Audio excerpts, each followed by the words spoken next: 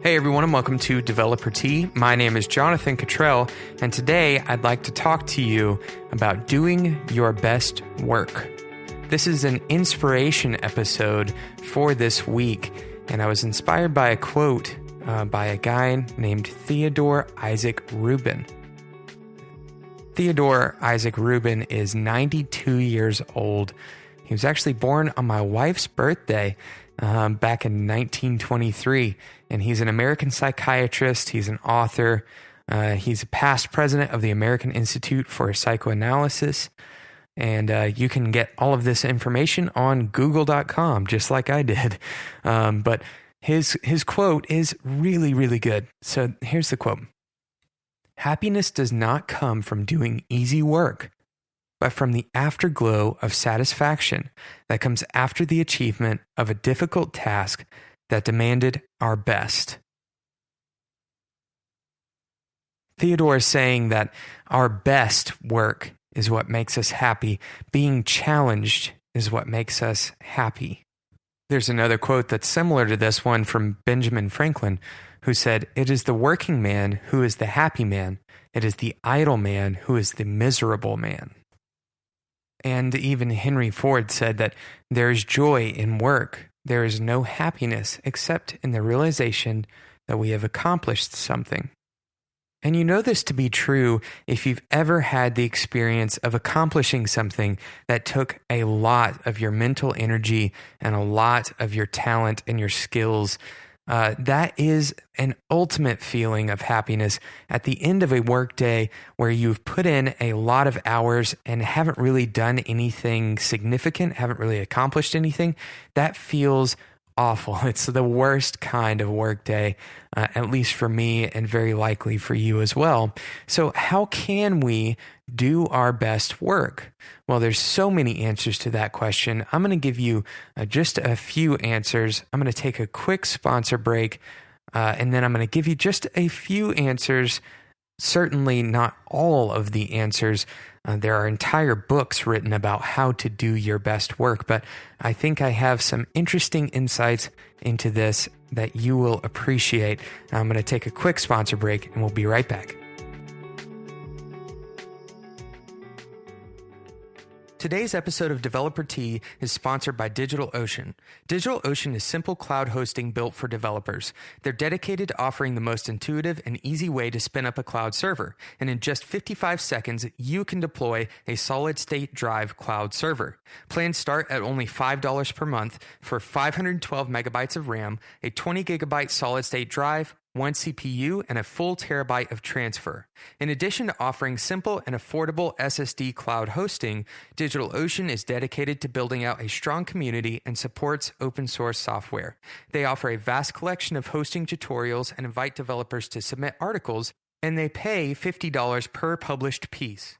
Deploy your SSD cloud server with DigitalOcean today by going to DigitalOcean.com. Now, DigitalOcean has been kind enough to provide Developer Tea listeners a discount of $10 when you use the code DeveloperT. So go to DigitalOcean.com and use the code DeveloperT to get $10 off today, and you'll get up and running with your own SSD cloud server in just 55 seconds. That's DigitalOcean.com.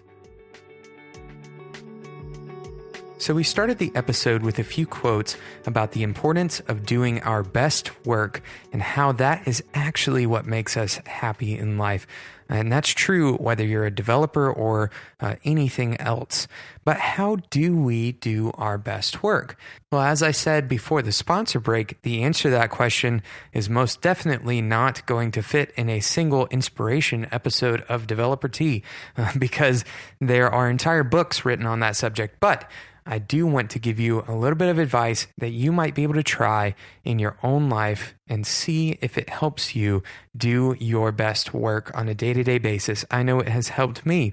So all of these recommendations center around a simple idea, and that idea is very simple. We must clear the path to our focus state. We must clear a path to our focus state. So what do I mean when I say clear a path to our focus state? Quite simply, I mean remove all the barriers between you and being able to focus.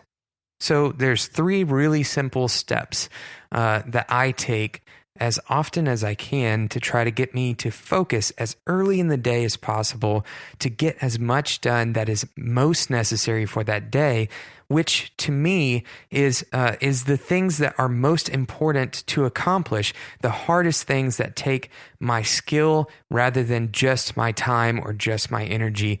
In other words, these are the things that I do to remove the busy work between me and my focus state on the work that matters more than the busy work. Now, that's not to say that busy work is inconsequential, but rather that you will be the most valuable when you are doing the things that only you are able to do. Okay, so number 1, take 5 minutes every night to determine 2 or 3 of the most important things you have to get done the next day. And then prioritize those, and that is your absolute focus list for the following day. That's it. It's so simple. Take 5 minutes. 5 minutes. Everybody has 5 minutes. You can even do this while you're laying in bed. Write it out in a digital format on your phone if that works for you, or you can write it out on a piece of paper. You don't even have to keep it recorded, because you can remember 2 to 3 things. Usually, most of us can remember 2 to 3 things, but go ahead and determine what those are and then put them in order of priority. And immediately the following day, you don't have to take the time to try to figure out what is the most important things for your day. You've already done that in the 5 minutes the night before. And so you won't be going through this process every time you sit down to work or every time you walk away from your desk to get a glass of water and you come back and you think, what should I do? That has already been solved for you. So that barrier of trying to make a decision about what to do, that can be completely removed. And now you can focus on actually doing rather than deciding what to do. Number 2, remove all busy work and decision-making tasks from your morning so that getting started on your focus tasks is immediate. Now, this is very similar to number 1 in a lot of ways, but this includes the simple decisions, like, for example, what you're going to wear for the day. And these kinds of things help you make it to your focus state more quickly, even if it's just 2 or 3 or 5 or 10 minutes worth of energy. That is extra productivity. That is extra energy that you can put into the things that matter the most. So take out those decision-making tasks and all of that other busy work from your morning. If you have busy work to do, like for example, we all have to check our emails at some point during the day, unless you work at some crazy job that would allow you to check it like once a day. That would be ideal, but most of us have to check our emails at some point during the day. Wait as long as you can and get as much as you can done before you check your emails. Start immediately, whether you wake up early in the morning or not. The very first thing you do during the day, make it one of those focused tasks. And I can guarantee you that you're going to get more done during the day than you did when you waited later in the day to do your focus tasks. Okay, so number 3, don't shift tasks until you have truly reached a state of completion or a real stopping point.